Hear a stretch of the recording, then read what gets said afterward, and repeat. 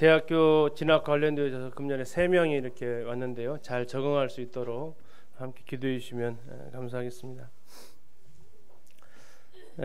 오늘 이 시간에는 그동안 12월 달하고 1월, 2월 달을 이렇게 좀 다른 내용을 좀 하면서 못했던 느헤미야를 다시 좀 돌아가서 보려고 합니다. 느헤미야를 통해 본 교회 회복의 원리, 교회가 주의 말씀으로 또 주의 사랑으로 회복되어질 것을 같이 이렇게 좀 살펴보고 있습니다.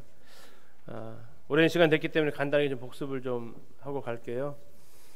우리 1장 1절부터 4절까지 느헤미야가 자신의 고국에 있는 그 예루살렘 성도들, 예루살렘 백성들, 또 예루살렘 성에 회파되고 무너진, 불타버린 이러한 소식을 들었을 때에 그가 참 수일 동안 울고 금식하며 기도했던 이런 모습을 좀 보면서 우리 역시 성도들의 형편을 궁금해하고 알아보고 또 교회의 상황을 알아보면서 이것을 위해 함께 기도하고 또 우리가 관심을 가져야 될 것을 살펴보았고, 거기에서 머무는 것이 아니라 느헤미야는 그 소식을 들었을 때에 하나님 앞에 기도로 나아갔던 것을 보게 됩니다.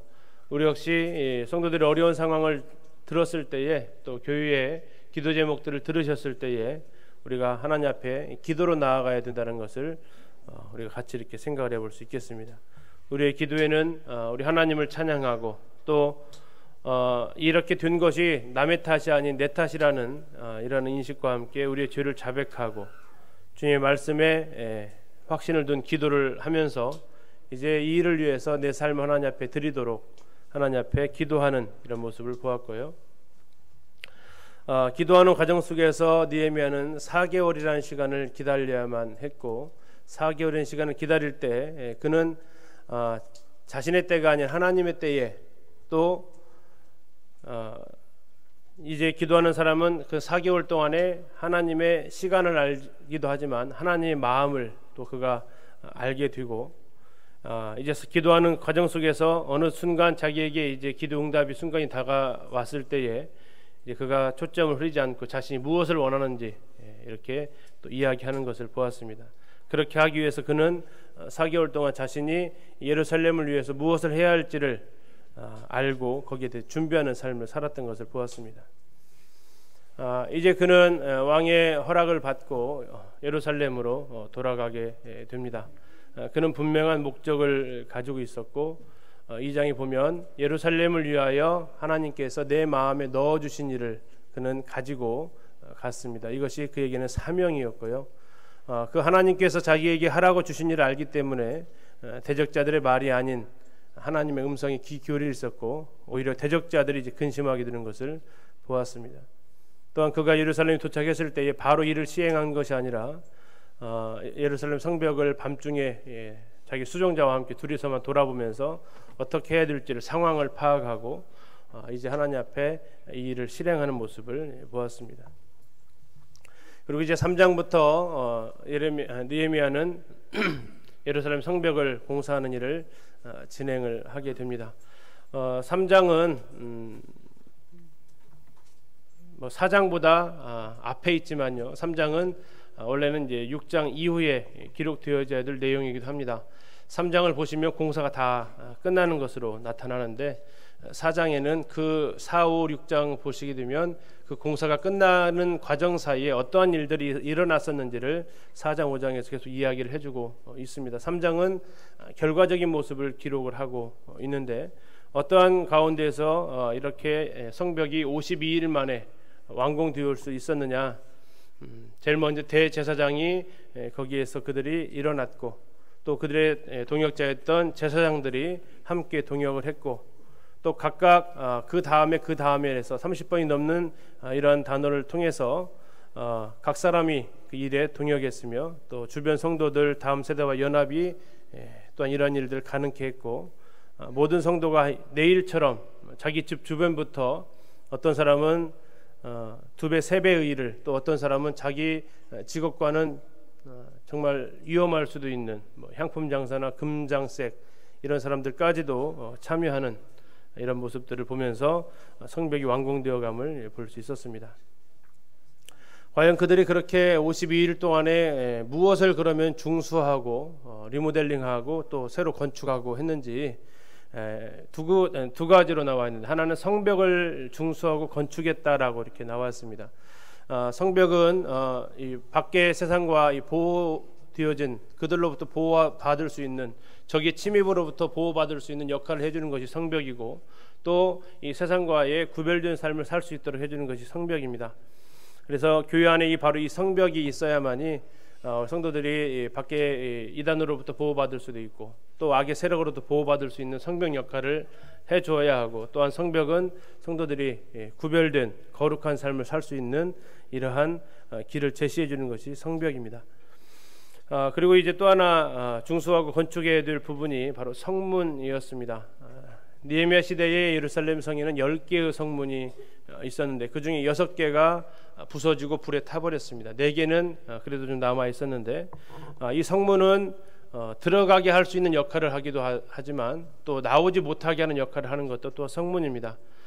이것은 우리가 세상 가운데서 빛과 소금의 역할을 담당하는 모습을 보여주고 있는데요. 세상과의 단절이 아닌 세상 속에 들어가서 빛과 소금 역할을 감당하는 이런 모습을 우리가 보았습니다.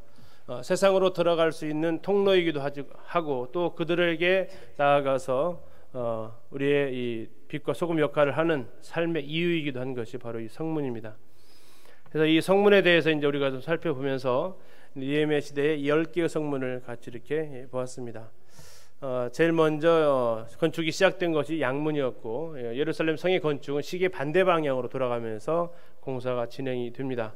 양문 다음에 이제 어문, 그리고 옛문이라고 하는 올드 게이트, 다음에 골짜기에 있었던 골짜기문, 다음에 쓰레기를 버리러 태우러 나갈 때 사용했던 분문, 다음에 기온샘이 있는 샘문, 여기까지가 이제 파괴된 성문들이고, 오른쪽에 있던 4가지 문은 남아 있는데요. 물을 길러 나갔던 수문과 다음에 군인들이 말 타고 들어갈 때 사용했던 마문, 그리고 동문, 이것은 나중에 이제 예수님께서 부활하신 그분이 오시는 곳으로 여겨지고 있습니다.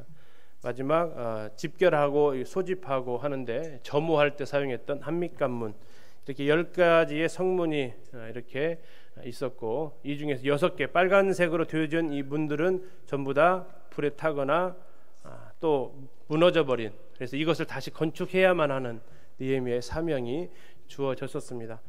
그래서 12월 달에 우리가 살펴봤던 것은 바로 첫 번째 양문이었습니다. 양문은 1절에서 시작을 하고 32절에서 마치게 됩니다. 그래서 우리의 삶 자체가 예배로 시작해서 예배로 마무리되어져야 되는, 양문을 통해서 어린 양 되신 예수 그리스도의 구속을 우리가 살펴보고 있고, 우리의 구원은 바로 인생의 시작과 관련되어 있습니다. 또한 시작하는 절, 끝나는 절에 나타나 있는 모습을 통해서 시작과 끝이 되시는 알파와 오메가 되시는 주님을 같이 이렇게 보았으며, 제일 먼저 회복되어져야 될 부분이 양문이었다는 걸 통해서 어린 양 되신 주님을 기억하는 예배가 우리의 삶의 최우선순위로 회복되어야 될 것을 이렇게 살펴보았습니다. 여기까지가 우리가 총 8시간에 걸쳐서 살펴보았던 거고요. 오늘은 이제 두 번째 문에 해당되는 어문을 건축하는 모습을 보게 됩니다. 느헤미야 3장 3절에 보면 이렇게 나와 있습니다. 어문은 하스나의 자손들이 건축하여 그 들보를 얹고 문짝을 달고 자물쇠와 빗장을 갖추었다라고 이렇게 기록을 하고 있습니다. 자, 어문은 피쉬 게이트입니다. 물고기 문이죠. 물고기 문. 자, 물고기 문은 지금 이 위치에 있는데요. 북쪽입니다. 이스라엘로 말하면 북쪽에 있고요. 이 북쪽을 통해서 어문이 물고기들이 들어오는 문입니다. 아까 첫 번째 건축했던 문이 무슨 문이었어요? 양문. 거기는 뭐가 들어오는 문이에요? 양이 들어오는 겁니다.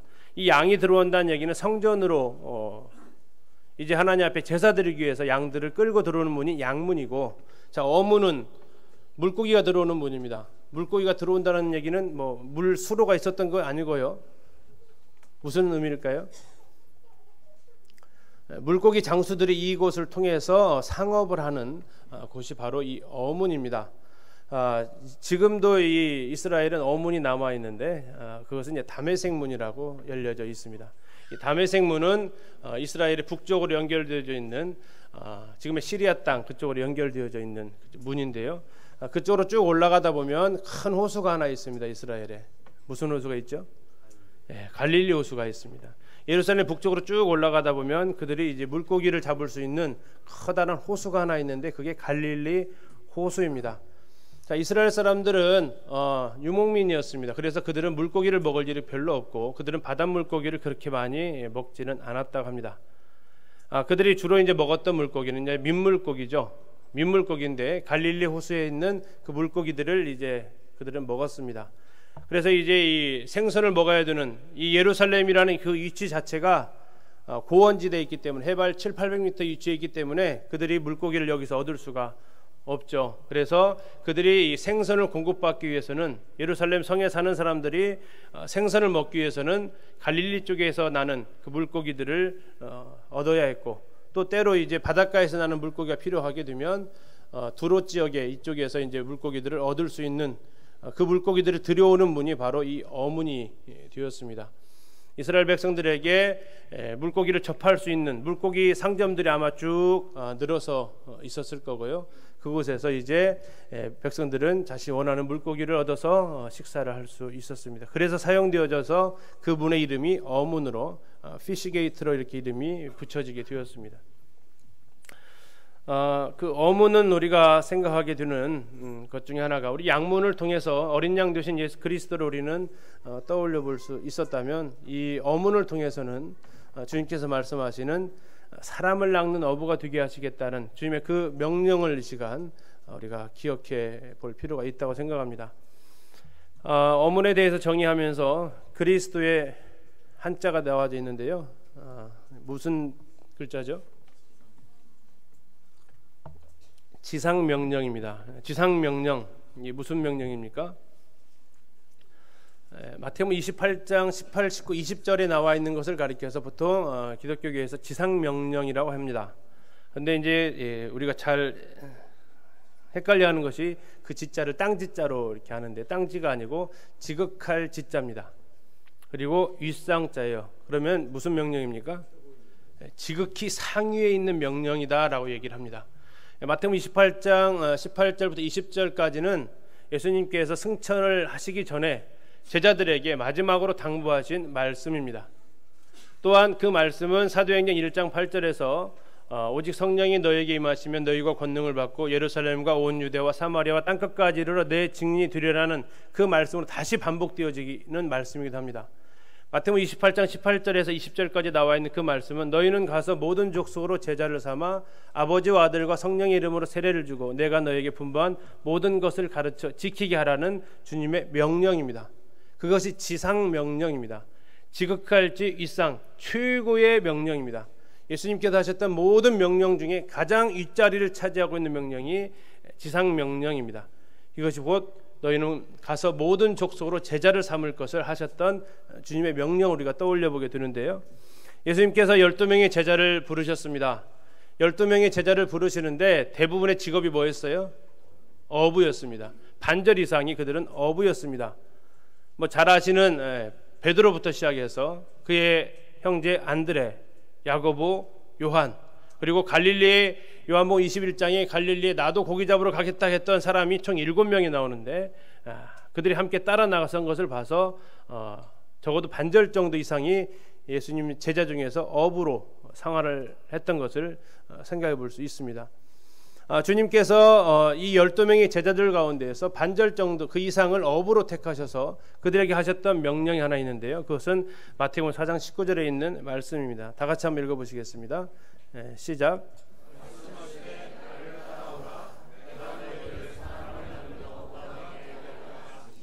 자, 예수님께서 제자들이 향해서 하셨던 그 말씀인데요. 나를 따라오라고 하십니다. 내가 너희를 사람을 낚는 어부가 되게 하리라 하셨어요. 자, 나를 따라오면 사람을 낚는 어부가 된대요. 그러면 예수님도 뭐 하시겠다는 얘기입니까? 예수님도 뭐 하시겠다는 거예요? 예수님도 사람을 낚겠다는 얘기입니다. 나도 사람을 낚을 거니까 나를 따라오면 너희를 내가 사람을 낚는 어부가 되게 하겠다고 주님 말씀하십니다. 마가복음을 보면 예수님께서 이 땅에 오신 이유를 밝히고 있습니다. 두 글자입니다. 뭐죠? 전도하러 오셨다라고 성경은 이야기하고 있습니다. 예수님 이 땅에 전도하러 오셨다라고 예수님은 자신의 오신 목적을 선언하셨습니다. 내가 이 땅에 전도하러 왔느니 이 마을에서 뿐만 아니라 다른 마을에 가서도 내가 전도하겠다라고 하십니다. 주님은 제자들을 부르셨습니다. 그러면서 나를 따라오라고 하십니다. 나를 따라오면 너희들에게 얻게 되는 일이 있는데 그것은 사람을 낚는 어부가 된다는 것입니다. 예수님께서 제자들을 부르신 이유가 뭡니까? 사람을 낚는 어부가 되게 하기 위해서 예수님께서 제자들을 부르셨다는 겁니다. 자, 그들은 원래 어부는 뭘 낚는 사람입니까? 물고기 낚는 사람이 어부죠. 자, 그러면 사람을 낚으면 인부가 돼야 되죠. 근데 어부라고 하십니다. 자, 어부는 그들에게 있어도 직업이었습니다. 맞습니까? 베드로나 그들에게 있어도 직업이 어부였습니다. 그런데 물고기를 낚는 것이 어부로서의 직업이었다면 주님께서 이제 너희들은 더 이상 물고기를 낚는 일이 아닌 무엇을 낚아야 된다고 하십니까? 사람을 낚아야 한다고 하십니다. 우리 형제자매님들 직업이 있으십니다. 그죠? 제일 중요한 가정주부로서의 직업부터 시작해서 각종의 여러 가지 다양한 직업을 가지고 계십니다. 여기에 어떻게 우리가 말을 바꿔볼 수 있을까요? 자, 예를 들어서 건축가입니다. 건축가. 그러면 예수님이 뭐라고 부르셨을 것 같아요? 내가 너희를 무슨 건축가가 되게 하리라? 사람을 낚으면 안 되잖아요. 이건 건축가잖아요. 어부는 낚는 게 직업이라면 건축가는 뭐 하는 겁니까? 세워야죠. 그죠? 세워야겠죠. 그럼 아마 주님이 이렇게 했을 거예요. 내가 너희로 사람을 세우는 건축가가 되게 하리라 하셨을 겁니다. 혹시 상업하시는 분들 계시죠? 다양한 여러 가지 물건을 파시는 분들이 계실 겁니다. 자, 뭐라고 부르실까요, 예수님이? 내가 너희를 사람을 팔아요? 사람을 파는 장사꾼? 우리가 그들에게 뭘 팔아야 될까요? 복음을 전하는, 홍보하는 복음의 대사로, 복음을 전하는 영업맨으로, 영업하는 사람으로 부르십니다. 자, 교사는 뭐가 될까요? 교사는 뭐 해야 될까요? 사람을 가르치는, 사람에게 하나님을 가르치는 교사가 되게 하리라.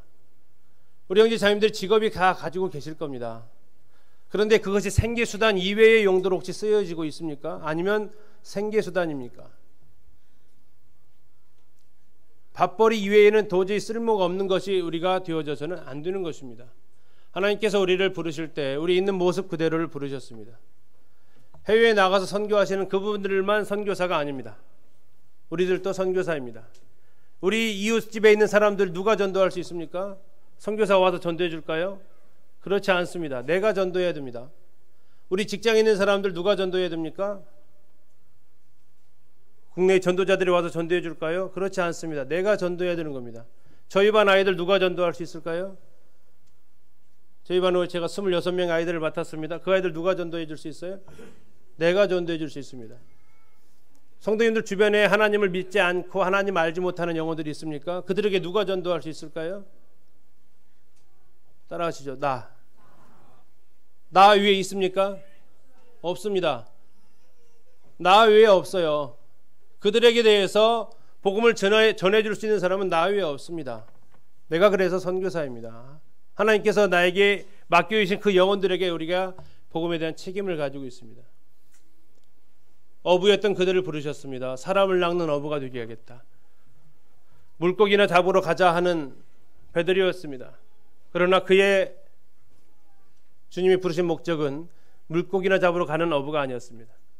그에게 주님이 처음에 부르실 때 내리셨던 명령은 내가 너로 사람을 낚는 어부가 되게 하겠다 하셨던 명령입니다. 우리에게 있어서 직장은 어떤 곳입니까? 직장은 선교지입니다. 우리에게 있어서 학교는 어떤 곳입니까? 그것은 선교지입니다. 그곳에서 주님이 나를 사람을 낚는 어부로 주님이 부르십니다. 지금 대학교에 우리 형제자매들이 모임을 만들어서 일주일에 한 번 정도 모이고 있습니다. 자, 우리는 그들을 대학교에 선교사로 보낸 것입니다. 전북대학교에 선교사로 우리 청년들을 보내는 것입니다. 전주대학교에 선교사로 보내는 거고 군산대학교에 선교사로 그들을 보냅니다. 여러분들이 매주 모여서 하는 것 중에 제일 중요한 것 중에 하나는 그곳으로 여러분들의 친구를 한 명씩 한 명씩 데려오는 일입니다. 여러분들끼리 잘 먹고 여러분들이 즐겁게 놀고 웃으라고 보내는 것이 아닙니다. 물론 그것도 필요합니다. 그러나 그 자체가 목적이 되어서는 아니 됩니다. 중요한 것은 예수님께서 하셨던 제자들을 부르셨던 첫 번째 이유는 사람을 낚는 어부가 되게 하시는 것입니다. 이것이 우리에게 있어서 주님의 지상 명령입니다. 거부할 수 없는 주님의 최고의 명령입니다. 자, 이제 사람을 낚는 어부를 부르셨는데요. 자, 어부가 하는 일은 그물을 내리는 일입니다. 그죠? 그물을 내리는 일을 해야 되는데 낚시를 던지는 게 아니라 그물을 내리는 것을 주님은 하셨습니다. 자, 낚시 던지는 사람을 어부라고 하지 않습니다. 뭐라고 합니까? 그죠? 낚시꾼. 좀 더 구상하게 얘기하면 강태공, 세월을 낚는다 하면서 이제 낚싯바늘 들으면서 시간을 좀 보내시는 분들이 계시는데, 중요한 것은 하나님께서는, 예수님께서는 제자들을 낚시 던지는 사람으로 보내지 않으셨다는 겁니다. 낚시는 몇 명이서 합니까? 혼자서 하죠. 자, 이 베드로나 안드레, 야고보, 요한은 조기 잡는 방법이 뭐였습니까? 그물을 내립니다. 투망 아닙니다. 혼자 던지는 투망 아니고 그물을 내립니다. 자, 그물을 혼자 할 수 있습니까? 안 됩니다. 여럿이 같이 해야 됩니다. 동업해야 됩니다. 협력해야 됩니다. 자, 협력해서 복음을 전해야 되는데, 아까 말씀드린 여러분 대학교에 여러분들 친구들이 있습니다. 여러분 선후배들이 있습니다. 여러분 협력하십시오. 그래서 여러분들이 그들을 하나님 앞에 인도할 수 있습니다. 자, 어떻게 협력해야 되느냐? 그물을 내려야 되는데, 복음서에 보면 예수님께서 그물을 내리라는 곳을 두 곳을 얘기를 하고 있습니다. 그물을 내리는데 어디에다 내려야 될까요? 자, 두 곳을 얘기하는데, 첫 번째 누가복음 5장에 나와 있는 말씀입니다. 같이 한번 읽겠습니다. 시작.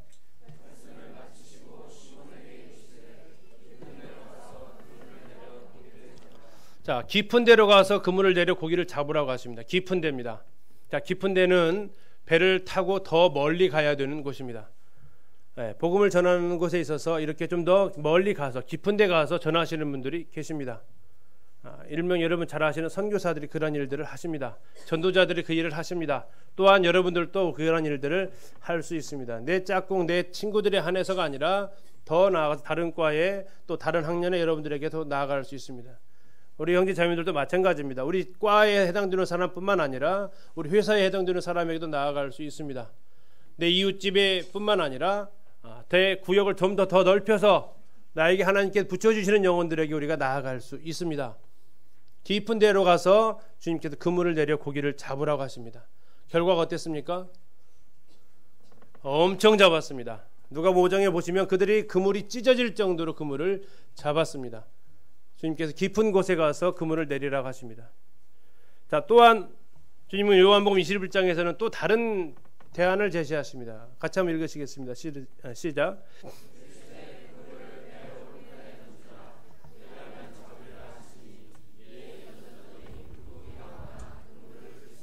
자, 어디에 던졌습니까?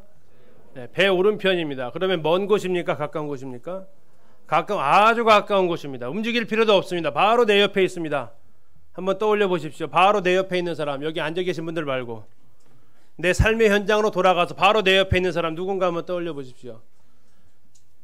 내 아파트 맞은편에 있는 사람일 수도 있고요. 내 아파트 위아래 집이 또 있을 수 있고, 내 회사에서 내 좌우 옆에 있는 사람일 수 있습니다. 배 오른편에 던지십시오. 내 근처에 있습니다. 등잔 밑이 어둡습니다. 그들이 오히려 하나님의 복음을 필요로 하는 사람들일 수 있습니다. 예수님께서도 제자들에게 말씀을 전하시면서 제일 먼저 복음을 전해드릴 것이 어디라고 하셨습니까? 예루살렘과 그 다음에 온 유대와 사마리아와 땅끝이라고 말씀하셨습니다. 내 주변부터 여러분들이 기도하시면서 살펴보시길 바랍니다. 배 오른편에 던지십시오. 그곳에 역시 영혼들이 준비되어져 있습니다. 때로는 깊은 데 가서 복음을 전하는 것이 필요합니다. 그러나 내 가까운 곳에도 우리가 놓치서는 안 됩니다. 이것이 어부들이 해야 될 일이고 주님께서 말씀하신 그물을 내려야 될 장소들입니다. 자, 이제 주님의 지상 명령을 우리가 같이 한번 보겠습니다. 이게 주님의 지상 명령입니다. 주님께서 하셨던 최고의 명령입니다. 가장 우선순위에 있는 우리의 삶에 있어서 우리 삶의 이유가 되는 명령이기도 합니다. 같이 읽겠습니다. 시작. 그러므로 너희는 가서 모든 민족을 제자로 삼아 아버지와 아들과 성령의 이름으로 세례를 베풀고 내가 너희에게 분부한 모든 것을 가르쳐 지키게 하라. 볼지어다 내가 세상 끝날까지 너희와 항상 함께 있으리라 하시니라. 자, 그러므로라고 나와 있습니다. 그러므로가 나와 있는데 그 앞절에 보면 자, 하늘과 땅의 권세를 내게 주셨다라고 말씀하십니다. 예수님께서 하나님께로부터 하늘과 땅의 모든 권세를 예수님께서 주셨습니다. 예수님께 주셨고 그 예수님께서는 이제 그 권세를 받으셨기 때문에 제자들을 향해서 명령하십니다. 뭐라고 하십니까? 제일 첫 번째 명령이 뭡니까?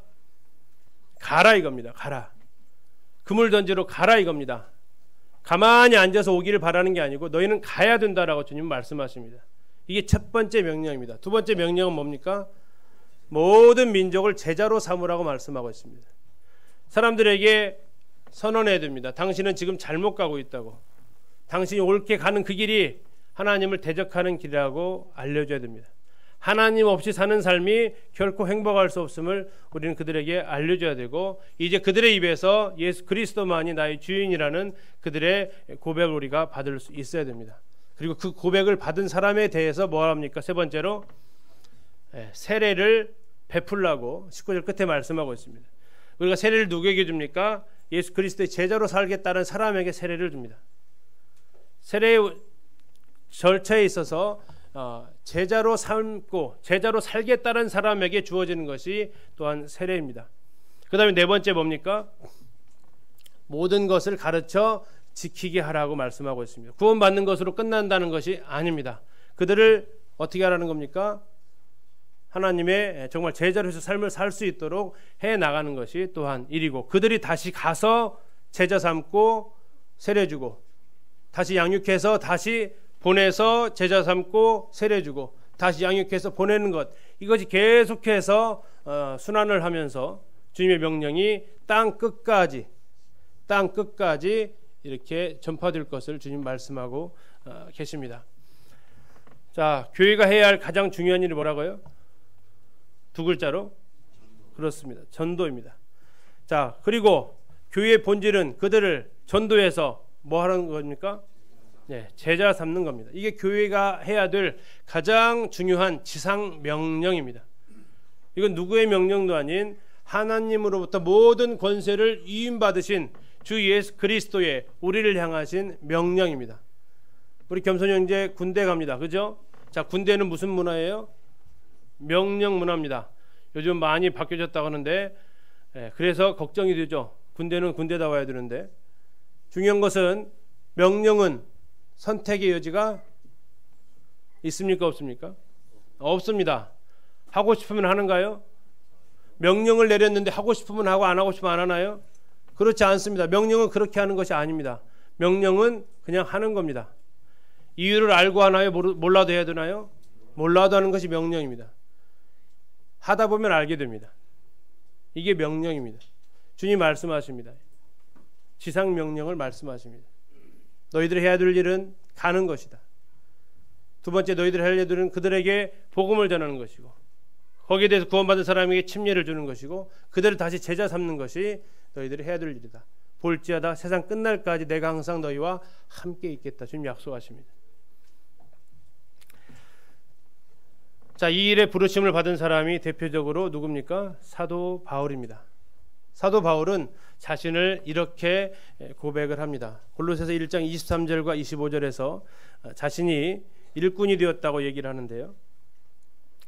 자, 23절 보시면 이 복음은 천하 만민에게 전파된 바요. 나 바울은 무슨 일꾼이 되었습니까?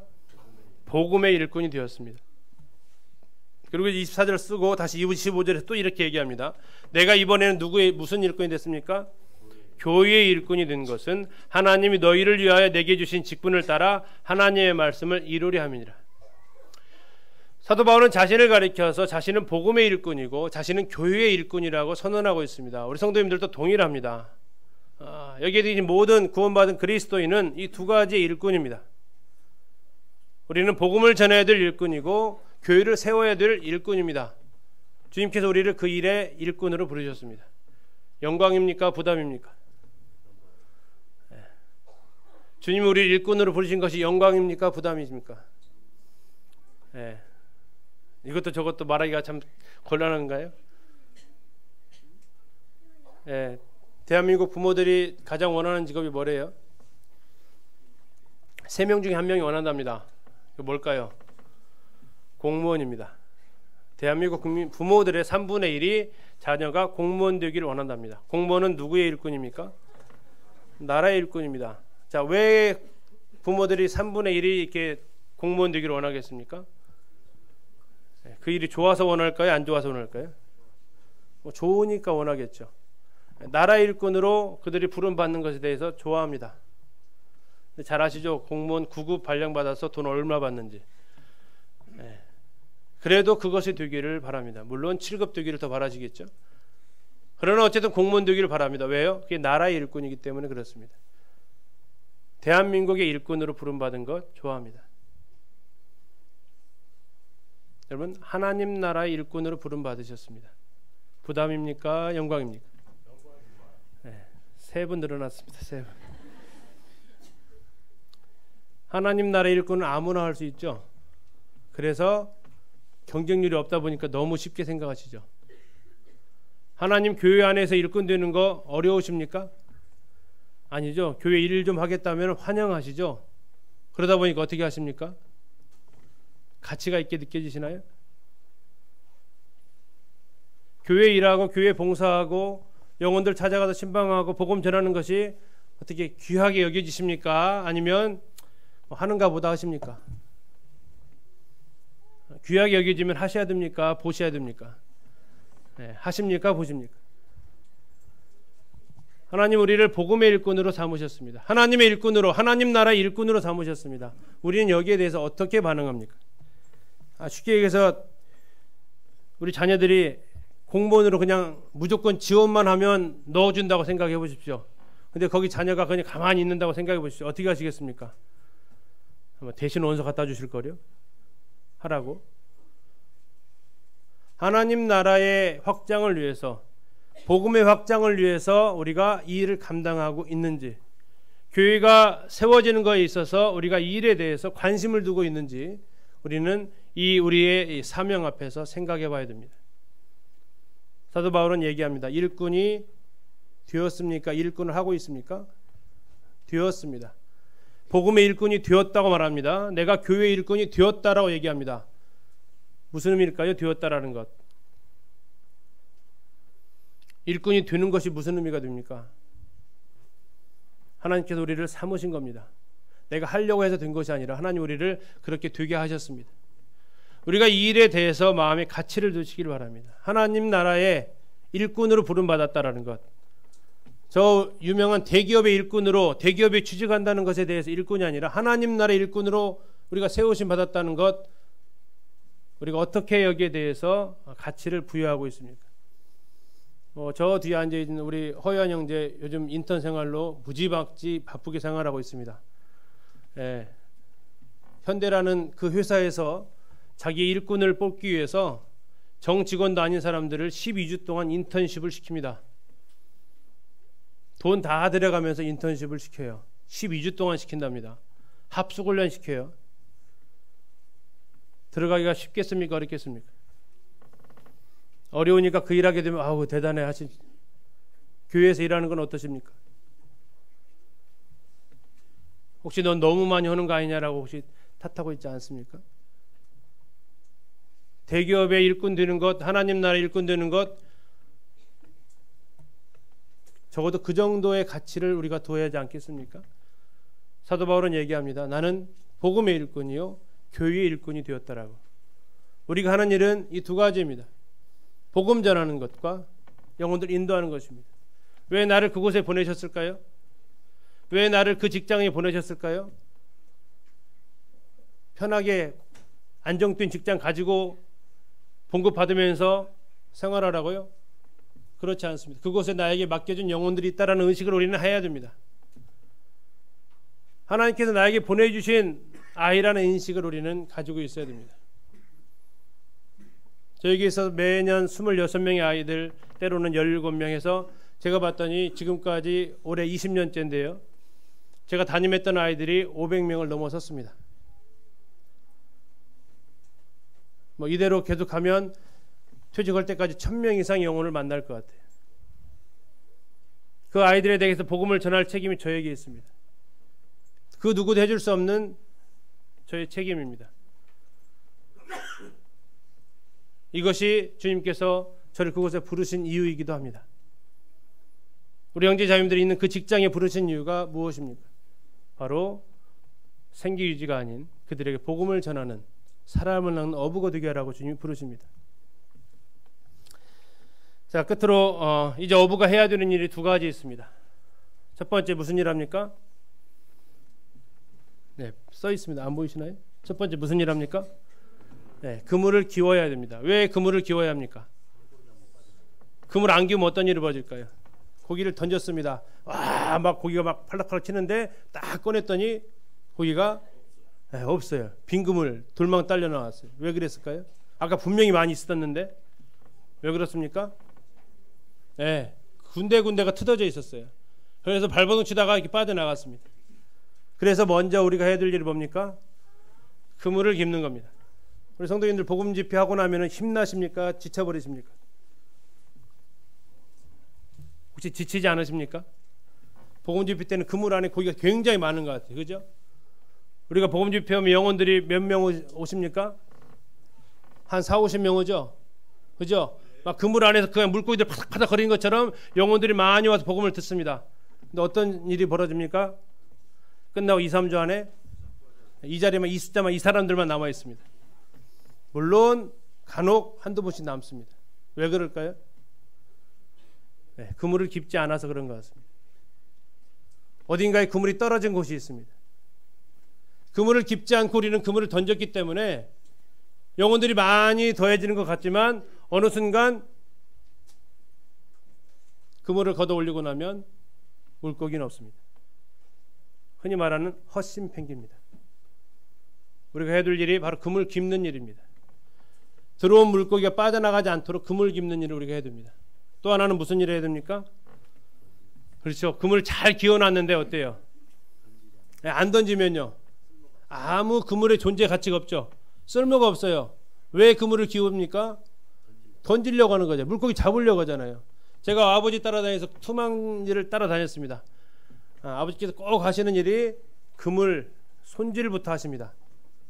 그 나무로 된 추 제대로 달아가지고 빠져나가지 못하도록 그물을 촘촘히 꿰매십니다. 그리고 갔다 오셔서 또 하시는 일이 그물을 널어놓고 또 거기서 그물이 또 떨어져 있어요. 그러면 또 다시 꿰매십니다. 그리고 와서 던지십니다. 이게 어부들이 하는 일입니다. 우리 사역에 있어서 어떻게 이 그물을 깁고 던지는 일을 하는지 주님 말씀하시는데요. 갈릴리 해변에 다니시다가 두 형제 곧 베드로라는 시몬과 그의 형제 안드레가 바다에 금을 던지는 것을 보시니 그들은 어부라. 말씀하시되 나를 따라오라. 내가 너희로 사람을 낚는 어부가 되게 하리라 하시니. 자, 지금 베드로와 안드레는 뭐 하고 있었습니까? 그물을 던지고 있었습니다. 그렇죠? 그물을 던지고 있었어요. 다음 21절, 거기서 더 가시다가 다른 두 형제 곧 세베대 아들 야고보와 그의 형제 요한이 그의 아버지 세베대와 함께 배에서 이번에 뭐 하고 있습니까? 그물을 깁고 있습니다.